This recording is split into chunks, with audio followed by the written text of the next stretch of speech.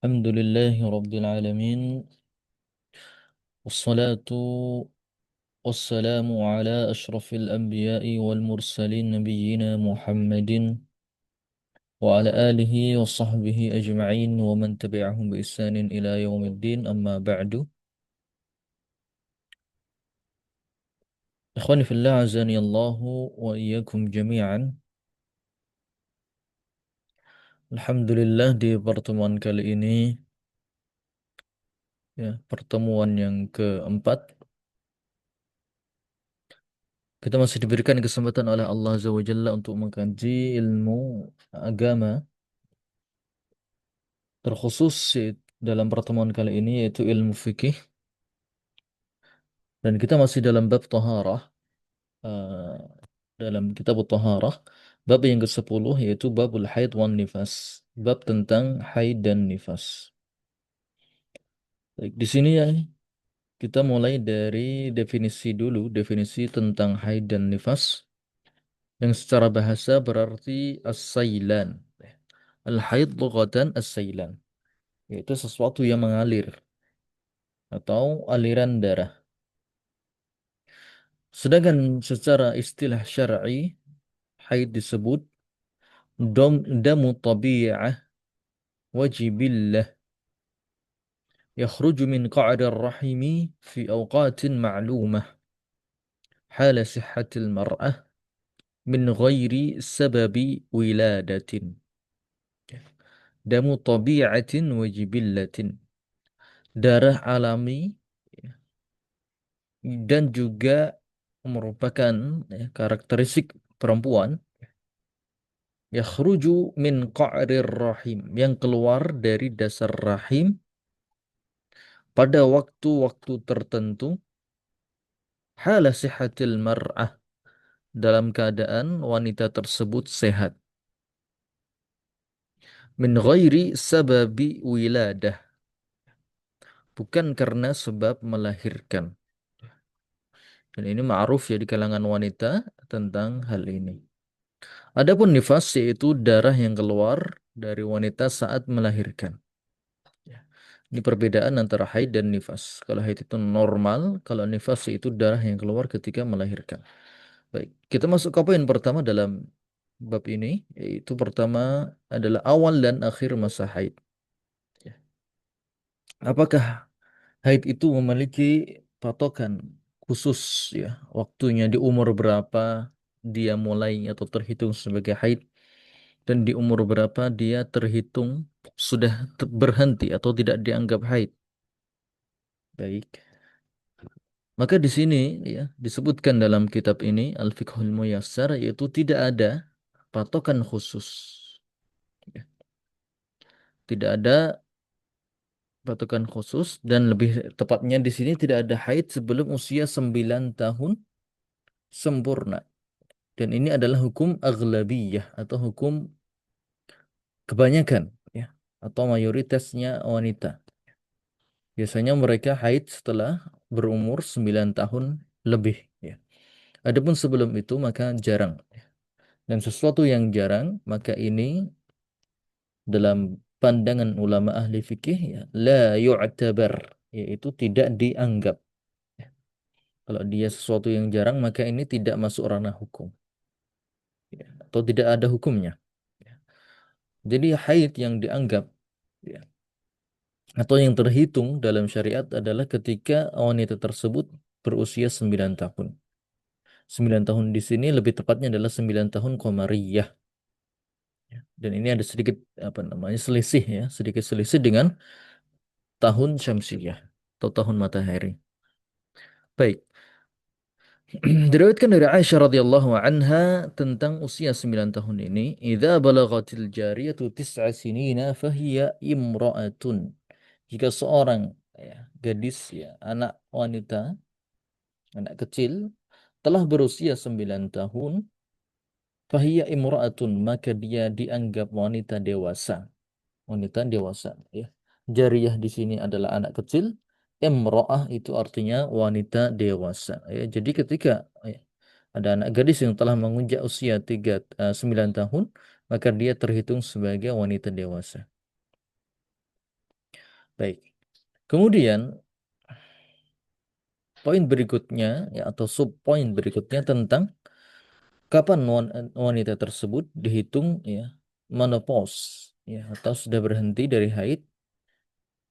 Menurut pendapat yang rajih yang juga diriwayatkan dari Aisyah adalah setelah usia 50 tahun. Ya, setelah usia 50 tahun umumnya wanita itu tidak haid. Ya, adapun setelah itu apabila masih ada maka dalam hukum fikih itu tidak dianggap. Hukum fikih tidak dianggap. Ini menurut Bapak apa kitab ini. Ya. Menurut juga hadis dari Aisyah radhiyallahu anha, "Idza balagatil mar'atu khamsina sanatan kharajat min haddil haid." Jika seorang wanita telah mencapai usia 50 tahun, maka dia telah keluar dari batas usia haid. Baik. Ini pendapat yang pertama, namun ada pendapat yang kedua dan ini pendapatnya Syekh Utsaimin rahimahumullah, ya yaitu bahwasanya haid itu tidak terikat dengan usia tertentu. Bisa jadi dia haid sebelum usia 9 tahun dan bisa jadi wanita yang usianya 50 lebih itu pun juga masih haid ya. Dan menurut Syekh Utsaimin ya, umur itu bukanlah patokan khusus atau patokan tetapnya, namun patokannya adalah darah yang keluar. Apabila darah yang keluar itu adalah sifatnya darah haid di waktu-waktu haid, maka itulah haid. Walaupun wanita tersebut usianya lebih dari 50 tahun. Ya. Walaupun wanita tersebut usianya lebih dari 50 tahun. Dan ini insya Allah mungkin pendapat yang ya, lebih dekat. Baik. Kemudian durasi minimum dan maksimum.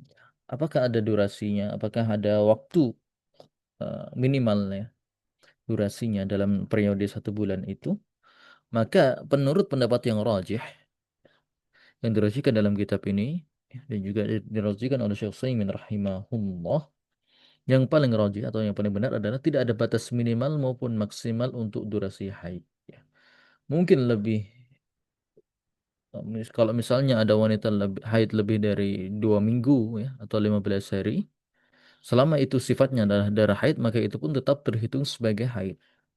Atau mungkin misalnya dalam satu periode dia cuma ya tidak nyampe 24 jam. Darah keluarnya tidak nyampe 24 jam kemudian selesai. Dan sifatnya adalah darah haid, maka itu pun juga terhitung haid selesai. Ya. Haidnya diakui dan ketika bersih dia pun dianggap selesai. Ya. Dan patokan utamanya adalah kebiasaan dan adat wanita masing-masing ya. Jadi wanita masing-masing ini ya, tentu lebih mengetahui tentang karakteristik tubuhnya sendiri ya. Karena biasanya wanita berbeda antara satu dengan yang lainnya. Bahkan dalam 1 tahun pun ya, kadang wanita juga berbeda-beda. Kadang lebih cepat, kadang lebih lambat ya. Terlebih lagi kalau ada gangguan-gangguan dari luar ya, entah itu penyakit ya, maka itu kadang berantakan jadwalnya. Maka di sini yang rajih adalah tidak ada patokan khusus ya. Tidak ada patokan khusus. Mau itu kurang dari 24 jam, mau itu lebih dari 15 hari. Selama sifatnya adalah sifat darah haid, maka dia terhitung sebagai haid. Ya. Maka yang dilihat adalah darah yang keluar tersebut. Ya. Apakah sifatnya adalah darah haid, maka itulah haid. Namun apabila sifatnya ini berbeda, eh, maka mungkin itu lebih tepat untuk digolongkan sebagai darah penyakit atau dalam istilah fikih disebut damul istihadah, darah istihadah. Dan itu ada pembahasan yang lain. Baik. Poin ketiga tentang umumnya durasi haid. Ya. Ini umumnya rata-rata wanita periode haid mereka dalam 1 bulan itu selama 6 atau 7 hari. Ya. Ini umumnya. Berdasarkan sabda Nabi Shallallahu Alaihi Wasallam kepada Hamnah bin Jahsy radhiyallahu anha, "Tahayyadi fi ilmi Allahi 6 ayamin aw 7.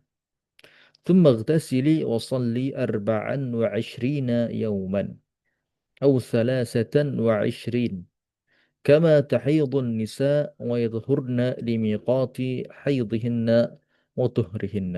Ya. Berhaidlah menurut ilmu Allah selama 6 atau 7 hari. Kemudian mandi dan sholatlah selama 24 atau 23 hari. Sebagaimana wanita lainnya haid dan bersuci sesuai waktu haid dan suci mereka. Jadi ini adalah hukum mayoritas. Mayoritas wanita 6 atau 7 hari atau kurang lebih seperti itu.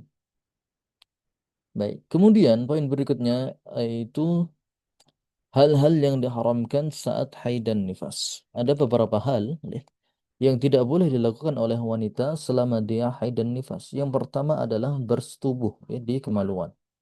Ya. Sebagaimana firman Allah Azza wa Jalla, "Fa'tazilun nisaa fil mahid wa la taqrabuhunna hatta yatuhurna."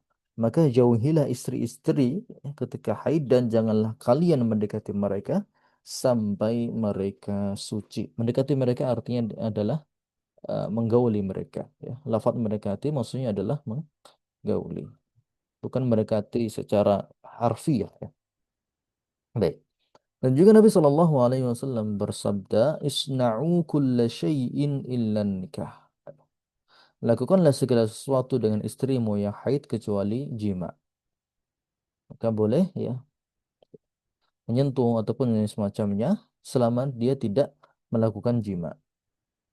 Kemudian yang tidak boleh juga dilakukan oleh wanita yang haid adalah ditalak, ya, ditalak atau mengajukan talak, ya, ditalak atau mengajukan ya, dalam masa haid, ya, ketika dia haid.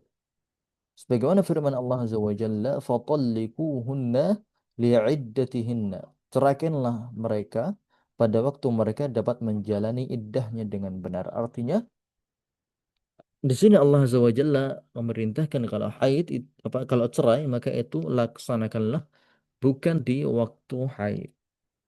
Laksanakanlah bukan di waktu haid mereka, ya, ketika kondisinya suci. Dan juga Umar bin Khattab radhiyallahu anhu pernah berkata kepada anaknya Abdullah bin Umar ketika dia menceraikan istrinya dalam keadaan haid. Ya. Maka Umar pun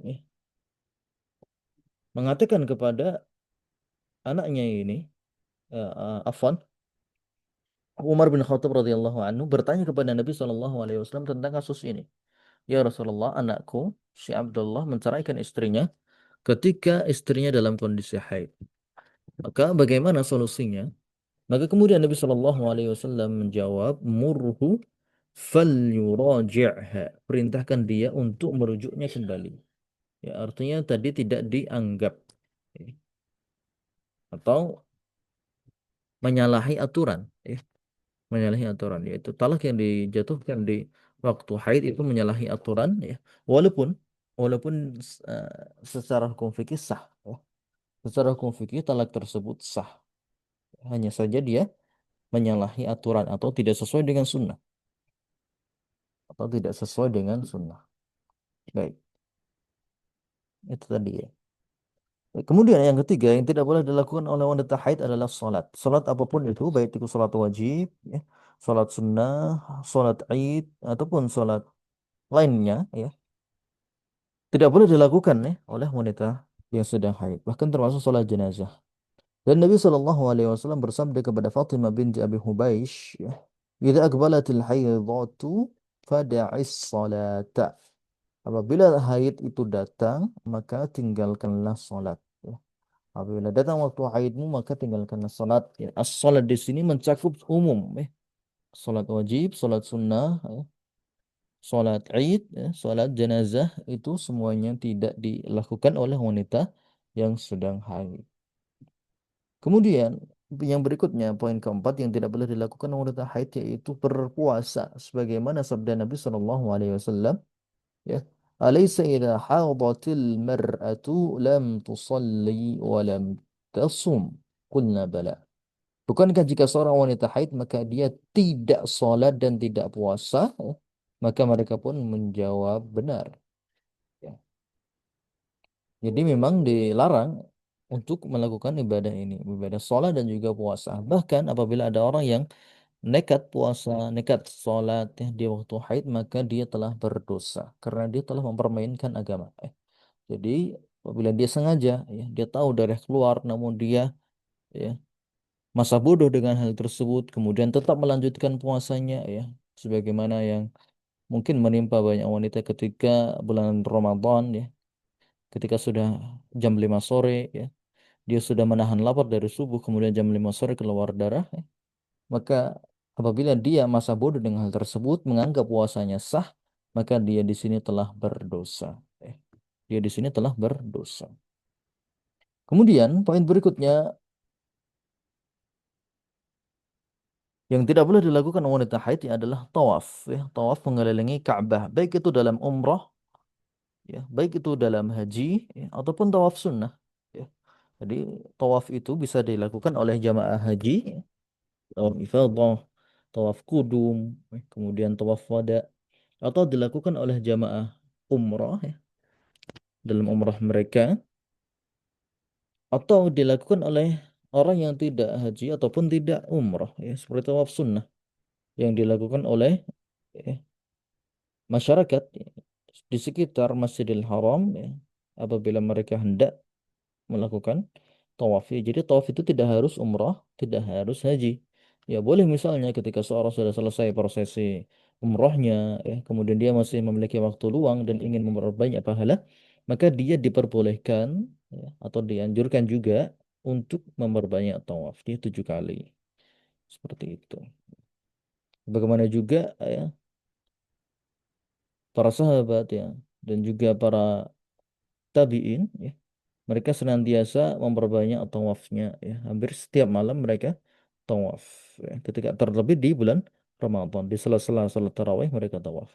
Baik, kembali ke poin ini, tawaf tidak boleh dilakukan oleh wanita yang haid.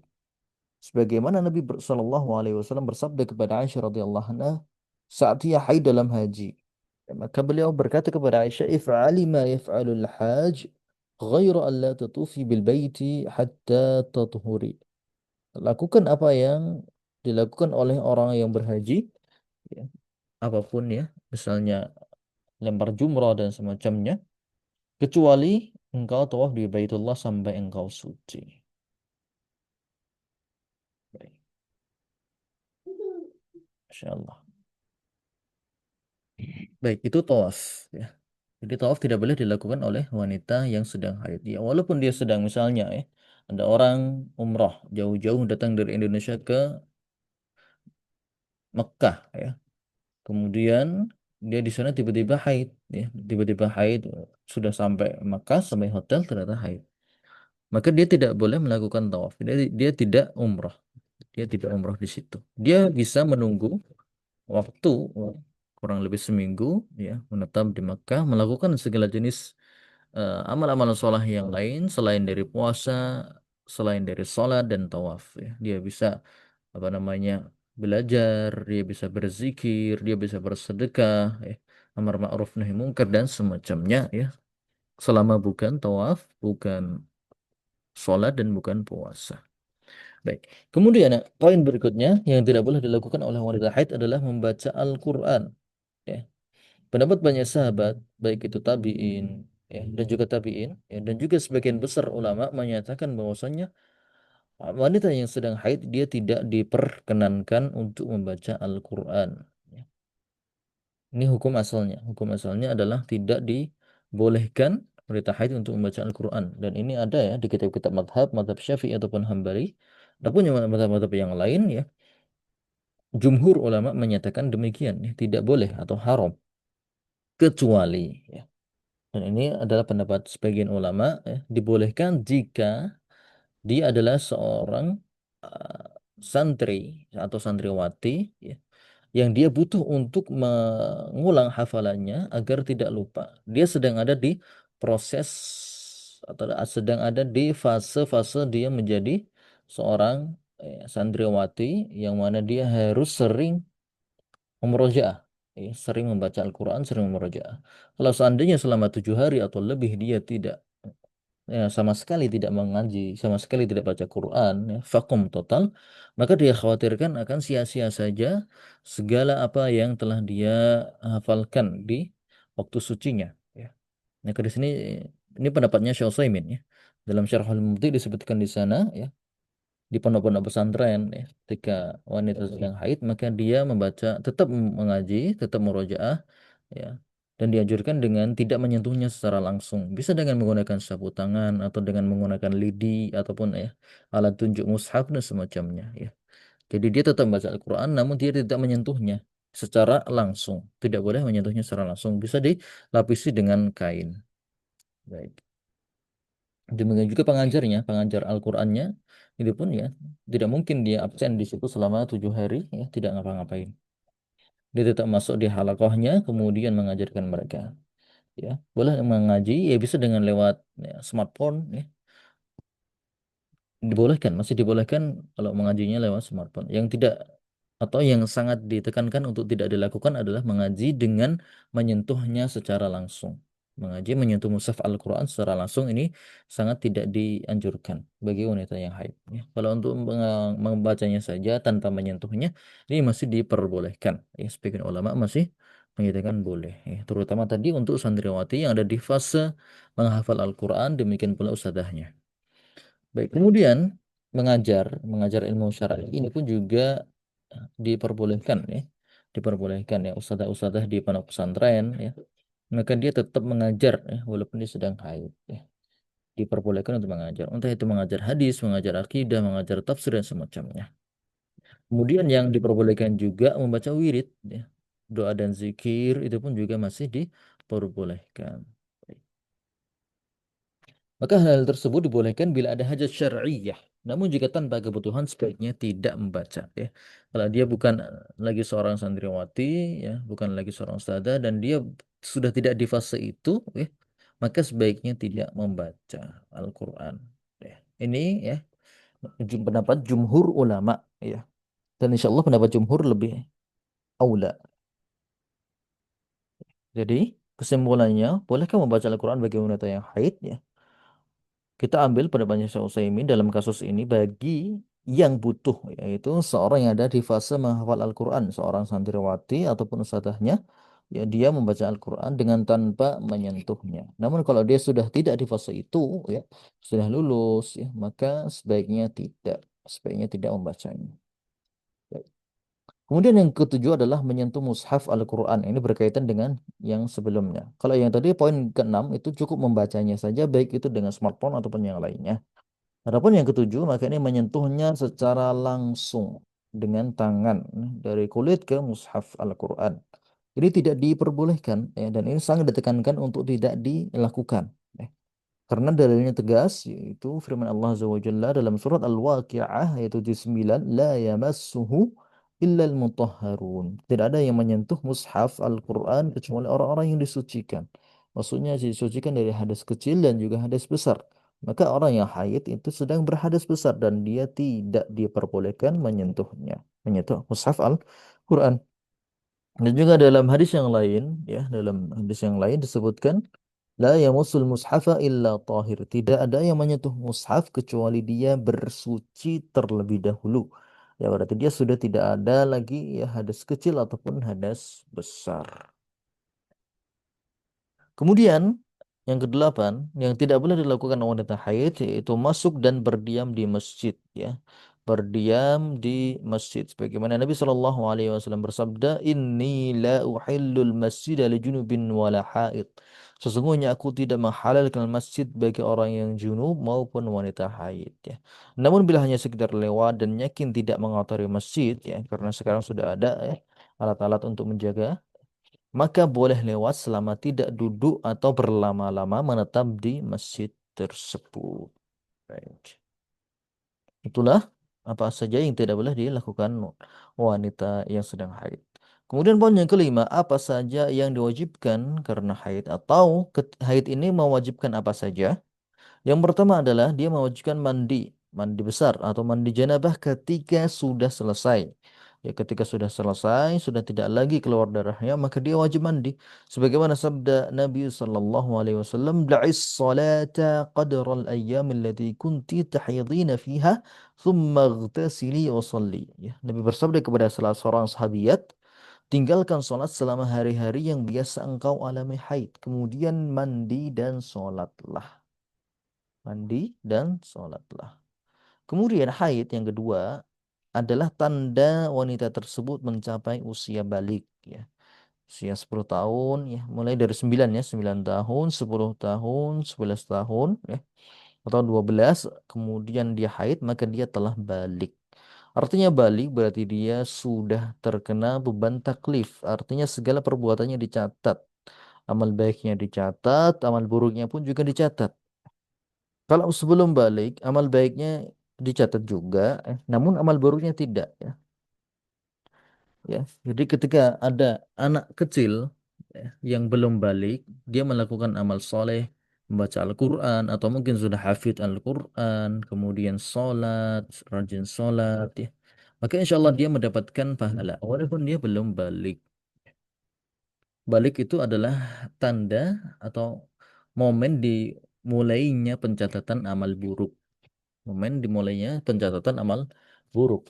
Amal baiknya juga sudah dimulai, bahkan mungkin sejak dia di kandungan pun sudah dimulai pencatatan amal baik. Misalnya kalau ada orang sedekah atas nama janin, sedekah atas nama janin atau zakat fitri atas nama janin, maka itu sah dan janinnya pun mendapatkan pahala. Ya. Jadi sudah mendapatkan pahala janin tersebut. Kemudian ya, itu tadi kalau dia sudah lahir, kemudian dia mumayyiz usia 5 tahun, 6 tahun, 7 tahun, 8 tahun, rajin sholat, rajin mengaji, maka insya Allah dia pun dapat pahala. Hanya saja dia belum dimulai pencatatan amal buruknya. Kapan dimulai pencatatan amal buruk? Ketika dia sudah balik ya. Kalau wanita ditandai dengan haidnya. Baik. Kemudian yang ketiga, haid ini menunjukkan dasar dijadikannya perhitungan masa iddah. Masa iddah yaitu masa ketika wanita diceraikan suaminya ya atau ditinggal meninggal suaminya ya. Maka dia memiliki masa iddah, masa menunggu ya untuk tidak menerima lamaran lelaki lain sampai selesai masa iddahnya ya. Jadi masa iddah adalah masa tunggu ya. Masa tunggunya ya bagi wanita yang ditinggal meninggal 4 bulan 10 hari. Dan bagi wanita yang diceraikan maka masa iddahnya adalah 3 kali suci ya. 3 kali suci. Allah Azza wa Jalla berfirman tentang hal ini wal mutallaqatu yatarabbasna bi anfusihinna salasata quru. Ya. Wanita-wanita yang ditolak hendaknya dia menahan diri dari yaitu dia ada dalam fase iddah selama 3 quru ya 3 kali haid ya 3 kali selesai haid. Haid selesai kemudian suci 24 hari haid lagi suci kemudian haid lagi dan suci. Ya, setelah itu baru dia selesai dari masa iddah.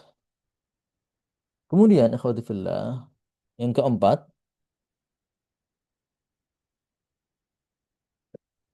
haid juga merupakan bukti rahim telah kosong ya, terlepas dari kehamilan.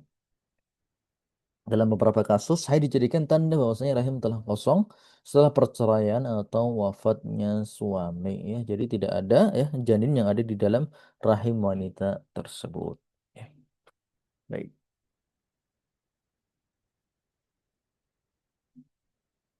Catatan penting, ya, jika wanita suci dari haid sebelum matahari terbenam, maka ia wajib mengerjakan sholat zuhur dan asar pada hari itu. Jika ia suci sebelum terbit fajar, maka ia wajib mengerjakan sholat maghrib dan isya pada malam itu. Ya, karena waktu sholat kedua, asar dan isya, mencakup waktu sholat pertama, zuhur dan maghrib, dalam kondisi uzur, menurut mayoritas ulama Malik, ya, Malikiyah, Syafi'iyah, dan juga Ahmad. Ya. Jadi ini yang sering mungkin terlalaikan ya, dari beberapa wanita ya, ketika dia bersih ya, di sore hari, di jam 5 ya, maka dia segera mandi. Kemudian setelah itu dia segera mengqadha sholat zuhurnya dan mengerjakan sholat asarnya.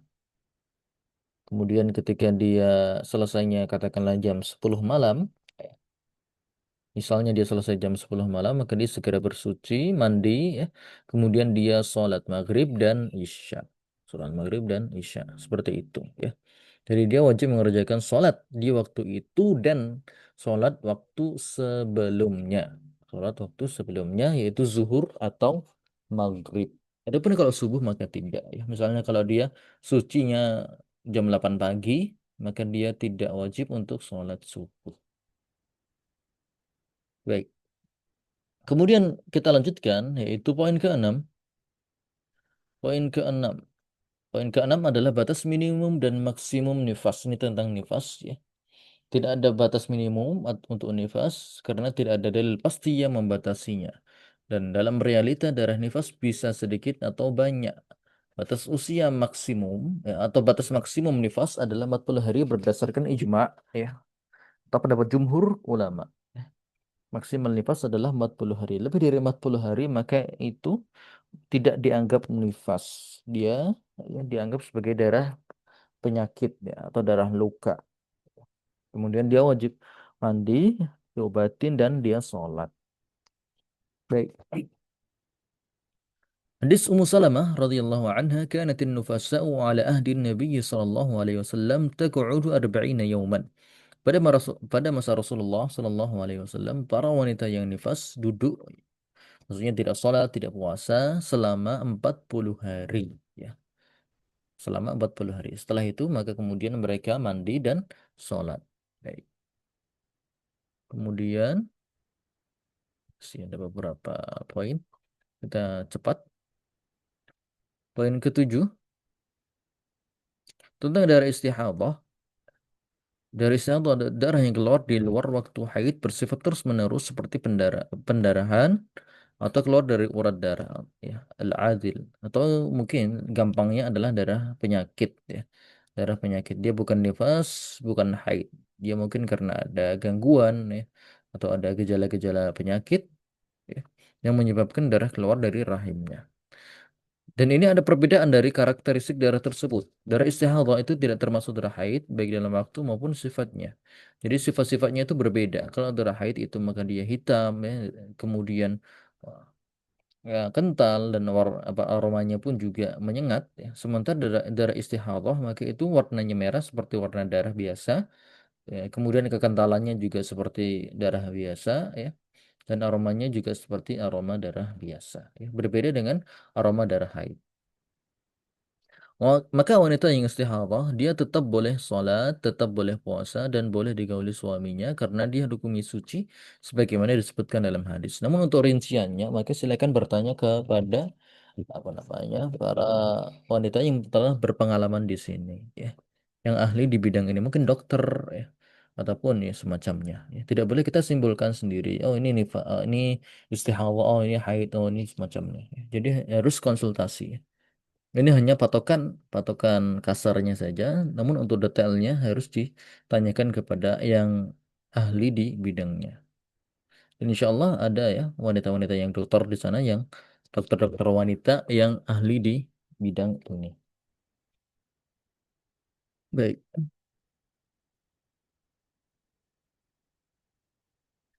Kemudian tiga keadaan wanita istihadah. Oke.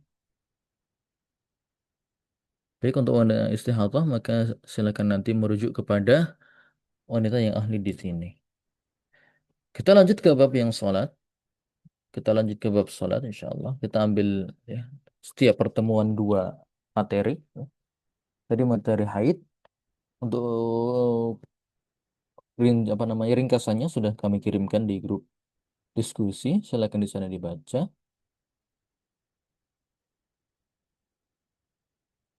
Kemudian kita masuk ke bab sholat. Alhamdulillah kita sudah masuk mulai bab sholat. Di sini ada 15 bab. Ya. Insya Allah kita ambil setiap pertemuan dua bab. Bab yang pertama yaitu tentang definisi sholat, keutamaan dan kewajibannya. Oh ini belum kami kirimkan kan. Baik, kami akan kirimkan.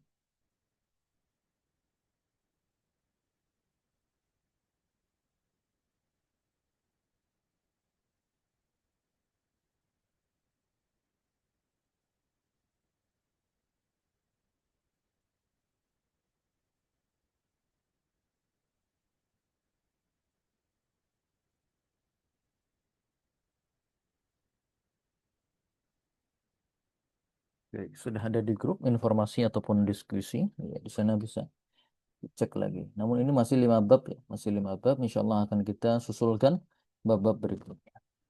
Kita mulai dari bab pertama yaitu tentang definisi sholat, keutamaannya dan kewajiban sholat 5 waktu. Definisi sholat secara bahasa yaitu ad-du'a. As-salah maknaha fil lughah ad-du'a, bermakna doa ya. Dan ini masih sering kita ucapkan ya, misalnya dalam salawat kepada Nabi, Allahumma salli wa sallim ala nabiyyina Muhammad ya, atau sallallahu ala Muhammad, salla yusalli di sini artinya mendoakan. Allahumma salli ala Muhammad ya Allah, doakanlah Muhammad, Nabi Muhammad ya. Ya Allah doakanlah Nabi Muhammad. Jadi salla yusalli artinya doa. Da'a yad'u atau doa. Baik. Kemudian fil istilah, secara istilah salat adalah ibadatun dzatu aqwalin wa af'alin makhsusah muftatahun bitakbir muhtatamun bitaslim. Ya. Salat adalah ibadah yang terdiri dari ucapan dan perbuatan tertentu. Jadi salat adalah suatu ibadah tersusun dari ucapan, dari perbuatan ya, yang tertib, diawali dengan takbir, takbiratul ihram dan diakhiri dengan salam ya. Itu definisi. Tidak perlu dihafal, namun yang penting kita tahu salat itu kayak gini. Ada zuhur, asar, maghrib, isya, harokatnya bentuknya begini, begini, begini. Ini definisi adalah untuk ya, apa namanya istilahnya saja. Rinciannya akan dijelaskan pada bab-bab berikutnya insya Allah. Kita mulai dari keutamaannya. Ya. Setelah kita tahu definisinya, kita kemudian bahas tentang keutamaannya. Keutamaan sholat, ayyuhal ikhwah, yaitu sholat adalah rukun Islam yang paling ditekankan setelah dua kalimat syahadat. Ya. Di sholat, maksudnya adalah sholat lima waktu adalah rukun Islam yang kedua. Ya. Bahkan sholat adalah tiang agama, sebagaimana sabda Nabi SAW, as-salatu imaduddin. Sholat adalah tiang agama. Faman aqamaha faqad aqamad-din. Siapa yang mendirikannya maka dia telah mendirikan agama. Wa man hadamaha faqad hadamad-din. Ya. Dan siapa yang menghancurkannya maka dia telah menghancurkan agama. Kalau juga merupakan indikator ya, amal kebaikan seseorang, baik buruknya. Ya. Indikator baik buruknya amal kebaikan seseorang. Sebagaimana disebutkan dalam sebuah hadis ya, awwalu ma yuhasabu bil 'abdu yaumal qiyamah as-shalah. Amalan yang paling diperiksa atau dihisab ketika hari kiamat adalah salat. Jika salatnya baik, maka amal yang lain pun insya Allah baik. Ya. Namun jika salatnya buruk, maka amal yang lain pun ya dinilai buruk ya. Jadi salat merupakan barometer baik buruknya amal seorang ya. Dan ini juga merupakan ukuran yang mudah untuk dilihat ya. Kalau pengen tahu agama seseorang maka lihatlah salatnya. Apakah salatnya di masjid, apakah dia salatnya lima waktu. Ya. Kemudian lihat juga salat sunnah yang dia kerjakan. Apakah dia mengerjakan salat sunnah? Apakah dia bangun malam? Ya. Apakah dia sering sholat tahajud di sana ya. Bagaimana qiyam Ramadannya, bagaimana qiyamul lainnya, qiyamul lailnya. Ya, itu semuanya merupakan indikator akan hubungan dekatnya seorang hamba dengan Allah Azza wa Jalla. Kemudian, salat telah diwajibkan oleh Allah Azza wa Jalla kepada umat ini ya, diwajibkan ketika malam Isra Mi'raj ya. Allah berikan kewajiban ini kepada Nabi Muhammad SAW untuk kemudian disampaikan kepada umatnya. Ya, dan ini terjadi di atas tujuh lapis langit di Sidratul Muntaha yang menunjukkan tingginya kedudukan dan pentingnya dalam kehidupan seorang muslim ya. Jadi sholat merupakan satu-satunya ibadah yang disyariatkan ya, di atas langit. Berbeda dengan hal-hal yang lain ya. Puasa, zakat, haji, jihad, dan lain semacamnya. Itu wahyu yang turun. Allah menurunkan wahyu ya, dibawa oleh malaikat Jibril disampaikan kepada Nabi Muhammad. Namun untuk sholat lima waktu ya, maka ini langsung dari Allah Azza wa Jalla ya. Nabi Muhammad pun diangkat ke langit ya, diangkat ke langit kemudian diberikan kewajiban ini untuk disampaikan kepada umatnya. Ya, ini menunjukkan tentang besarnya kedudukan sholat, besarnya dan agungnya kedudukan sholat. Kemudian Nabi Shallallahu Alaihi Wasallam apabila menghadapi masalah, apabila menghadapi kesulitan, maka beliau segera menghadap sholat. Ya. Itu ketika beliau tertimpa musibah, ya, atau beliau ketika apa namanya sedang buntu pikirannya, ya, ketika sedang banyak tekanan, ya, banyak masalah, ya, dan beliau sering ya mendapatkan hal tersebut, ya, karena beratnya tanggung jawab yang beliau emban, ya, kemudian juga ada musuh yang sewaktu-waktu bisa menyerang, ya, yang membuat beliau ya mendapatkan banyak sekali tekanan-tekanan hidup dan kesulitan. Dan ketika beliau sudah sulit, maka beliau pun segera berdiri untuk sholat. Ya. Berdiri untuk sholat. Beliau berkata kepada Bilal, ya Bilal, aqimus sholat, arihna biha. Dirikanlah sholat, buatkanlah kami ini rileks, buatkanlah kami ini ya tenang dengan sholat tersebut. Jadi sholat merupakan penenang jiwa, ya. Merupakan penenang jiwa, penenteram pikiran, ya. Bagi orang-orang yang banyak pikiran, bagi orang-orang yang hidupnya berat, ya, maka salat menjadi solusi. Ya. Salat menjadi pelipur lara bagi mereka, ya, yang banyak hutang, ya, yang hidupnya susah, maka perbanyaklah salat, ya. Pertebal kekhusyuan, perlama sujud, ya, dan semacamnya. Sebagaimana yang dilakukan oleh Nabi Sallallahu Alaihi Wasallam. Banyak hadis yang menunjukkan akan keutamaan ya, dan anjuran terhadap salat. Di antaranya sabda Nabi sallallahu alaihi wasallam, "As-salawatul khamsu wal jumu'atu ila al-jum'ah wa Ramadan ila Ramadan mukaffiratun ma bainahunna idza ijtanibatil kabair." Salat 5 waktu dari Jumat ke Jumat, dari Ramadan ke Ramadan, ya. Puasa dari Ramadan ke Ramadan yang lain adalah penghapus dosa-dosa di antara waktu-waktu tersebut selama dosa besar dia jauhi. Ya.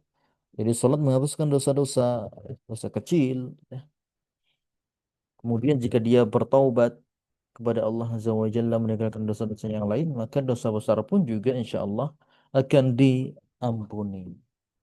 Kemudian sabda Nabi Shallallahu Alaihi Wasallam, ini masih seputar keutamaan salat. Ara'aitum law anna nahran bi babi ahadikum yaghtasilu fihi kulla yawmin 5 marratin hal yabqa min daranihi syai'? Qalu la yabqa min daranihi syai'. قال فذلك مثل الصلوات الخمس يمحو الله بهن الخطايا. Bagaimana pendapat kalian jika ada sungai di depan pintu salah seorang kalian, lalu dia mandi di sungai itu 5 kali setiap hari? Apakah masih akan tersisa kotoran di tubuhnya? Maka para sahabat menjawab,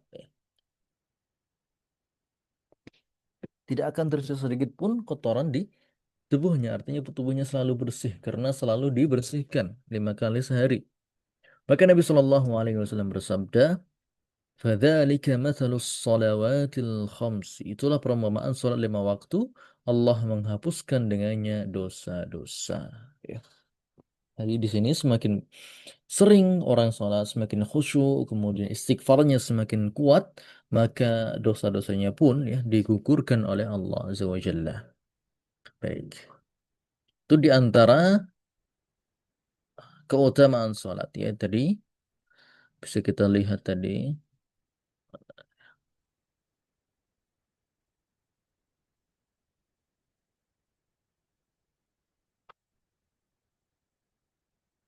rukun Islam kedua ya, sholat adalah rukun Islam kedua, sholat adalah tiangnya agama ya, kemudian diwajibkan saat Isra Mi'raj ya, diwajibkan ketika di atas langit ya. Kemudian solusi yang senantiasa dilakukan oleh Rasulullah Sallallahu Alaihi Wasallam ketika kesulitan ya. Allah juga berfirman tentang hal tersebut, "Wasta'inu bis sabri was salah." Mintalah tolong kepada Allah dengan kesabaran dan salat ya. Jadi, selain bersabar menghadapi solusi tersebut, mencari solusi yang terbaik, kita juga diminta untuk sholat, ya, untuk mendekatkan hubungan kita dengan Allah Azza wa Jalla. Kemudian, ya, sholat juga merupakan penghapus dosa, ya, selama dia menjauhi dosa-dosa besar. Ya. Apalagi kalau dia semakin beristighfar, bertaubat, setiap sholat dia kemudian beristighfar dan bertaubat dari dosa-dosa yang selama dia dilakukan, maka insya Allah dosa-dosa yang lain pun juga akan diampuni oleh Allah Azza wa Jalla. Kemudian, poin berikutnya,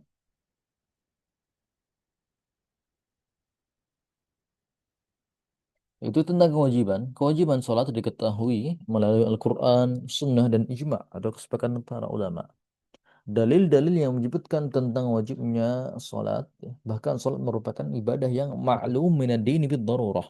Ibadah yang diketahui dalam agama secara darurat. Artinya semua orang, bahkan orang kafir sekalipun, tahu bahwasanya sholat itu merupakan sesuatu yang urgen, yang vital dalam agama Islam. Kalau masuk Islam berarti dia 5 kali sehari apa namanya melakukan ibadah, ya, melakukan ibadah penghambaan kepada Allah Azza wa Jalla, yaitu sholat. Ya. Anak kecil pun tahu, ya. Anak kecil tahu, orang dewasa tahu, ya orang awam tahu, ya. Semuanya tahu bahwasanya orang Islam itu sholat. Ya. Allah Azza wa Jalla berfirman, wa aqimus sholah, dirikanlah sholat. Dan juga Allah Azza wa Jalla berfirman dalam surat yang lain, kulli ibadiyalladzina amanu yuqimus shalah. Katakanlah kepada hamba-hambaku yang beriman agar mereka mendirikan salat. Kemudian dalil dari sunnah tentang wajibnya salat adalah hadis Isra Mi'raj, yaitu Allah Azza wa Jalla katakan kepada Nabi Sallallahu Alaihi Wasallam, hiya khamsun wa hiya khamsuna. Salat itu 5 kali, namun pahalanya seperti 50 kali. Baik, itu hadis Isra Mi'raj. Dan dalam hadis yang lain, ya, ketika ada seorang Arab yang Badui datang kepada Nabi Shallallahu Alaihi Wasallam tentang ajaran Islam. Ya, ya Rasulullah, apa yang diwajibkan kalau aku mengikuti kamu? Ya, kalau aku masuk Islam mengikuti ajaran kamu, maka apa yang wajib aku lakukan? Maka Nabi katakan kepada orang Arab Badui tersebut, khamsu salawatin fil yaumi wal laylah. Wajib bagimu 5 salat dalam sehari semalam. Zuhur, asar, maghrib, dan isya. Hal alaiha ghairuhu. Orang Arab Badui itu bertanya lagi. Ada nggak selain ini yang wajib aku lakukan dari sholat? Maka Nabi katakan, la illa anta tawwa. Illa anta tatawwa. Tidak kecuali kalau kamu ingin mengerjakan sholat sunnah. Artinya sholat wajib itu cuma 5.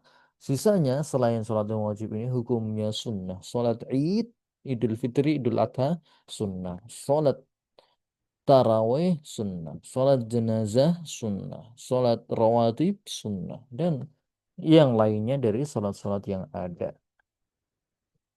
Kemudian kepada siapa sholat ini diwajibkan?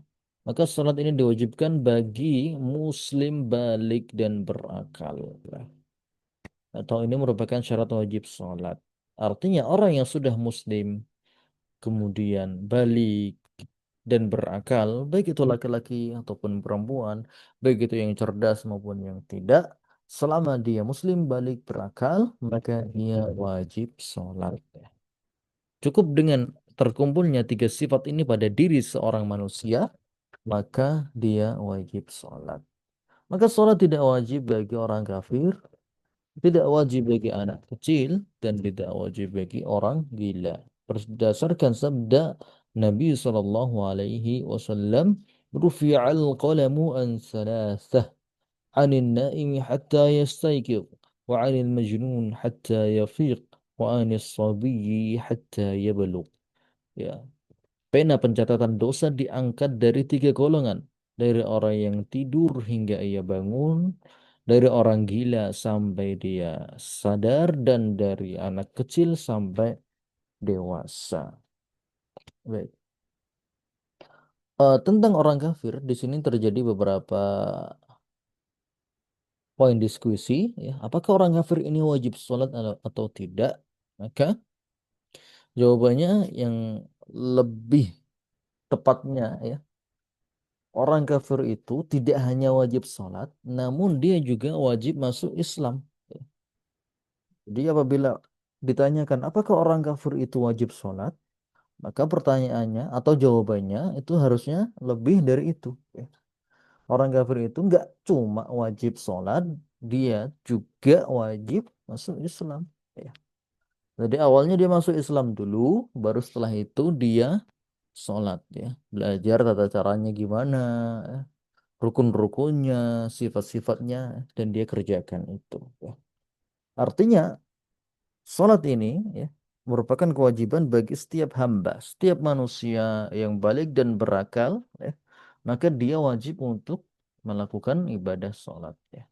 Orang kafir ketika di hari kiamat akan ditanyakan oleh Allah Azza wa Jalla. Ya. Allah katakan kepada orang-orang kafir, "Ma salakakum fi saqar?"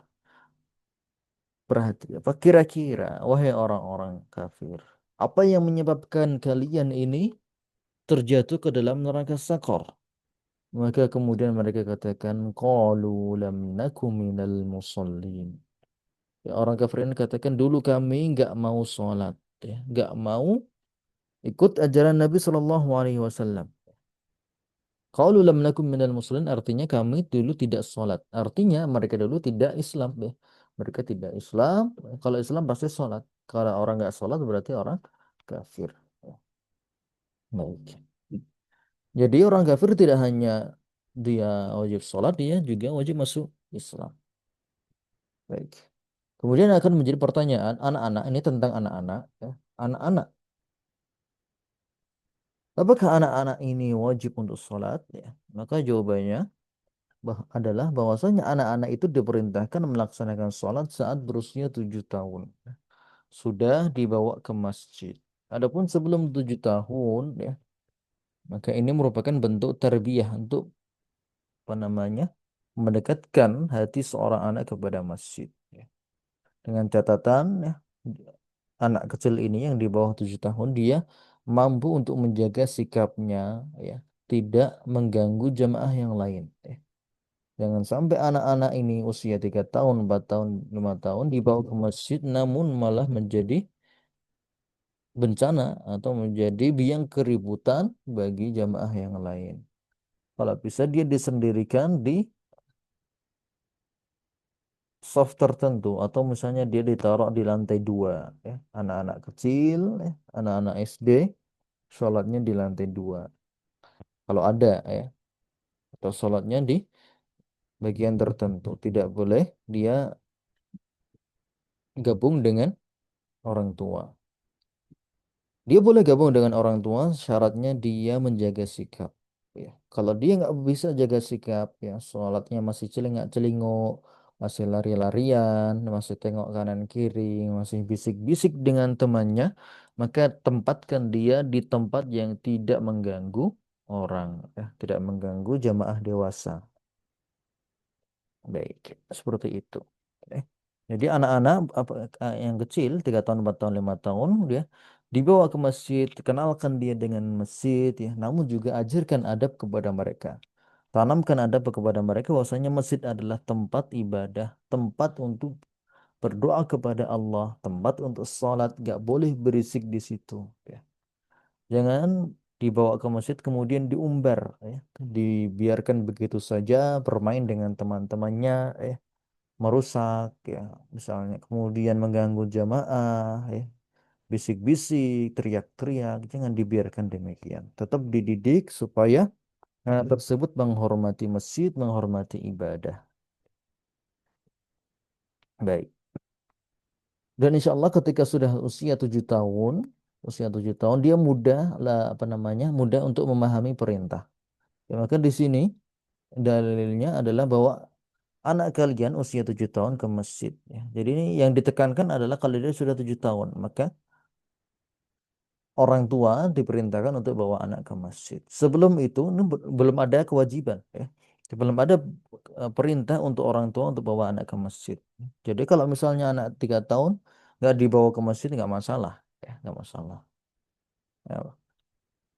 Jadi yang diperintahkan untuk dibawa ke masjid atau ditekankan di sana untuk dibawa ke masjid ketika anak tersebut usianya 7 tahun ya. Kemudian diajarkan di sana adab-adab masjid ya.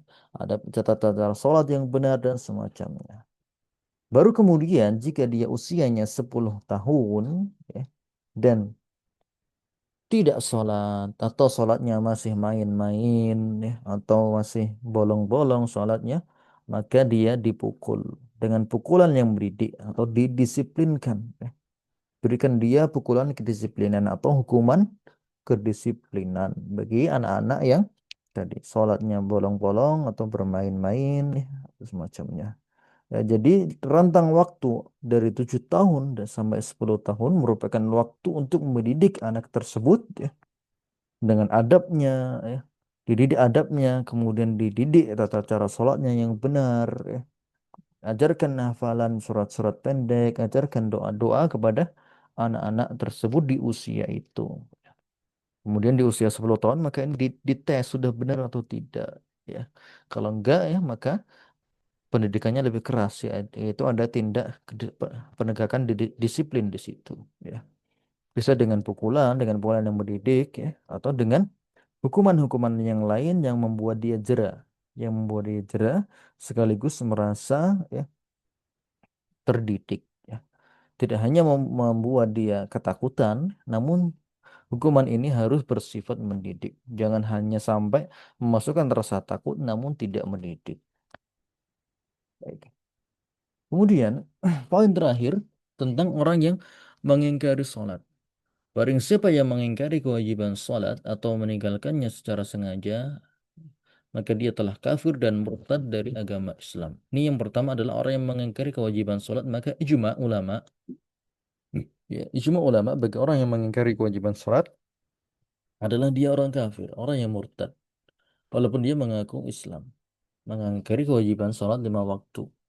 Atau mungkin mengingkari hanya 1 waktu saja. Ya. Terjadi di beberapa eh, golongan ya, ada beberapa golongan yang mengatakan sholat wajib itu sudah apa namanya 3 saja, duanya sudah gugur, isyaknya sudah enggak, asar dan isyaknya sudah tidak. Ini beberapa golongan yang ada, beberapa golongan yang mengatakan demikian. Namun ini sudah tidak masyhur lagi golongan tersebut atau mungkin sudah hilang. Mengingkari kewajiban sholat 5 waktu itu merupakan bentuk kekafiran. Baik, maka yang menjadi pertanyaan